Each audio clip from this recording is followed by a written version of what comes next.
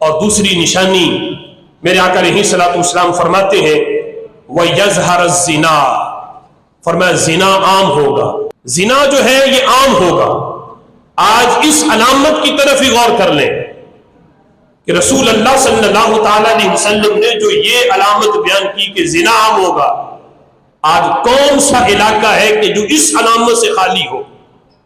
باقاعدہ لوگ جو ہے اس پہ لائسنس لے کے اور حکومت کی سربراہی میں باقاعدہ پرمیشن لے کے یہ کام کیے جا رہے ہیں، کروائے جا رہے ہیں۔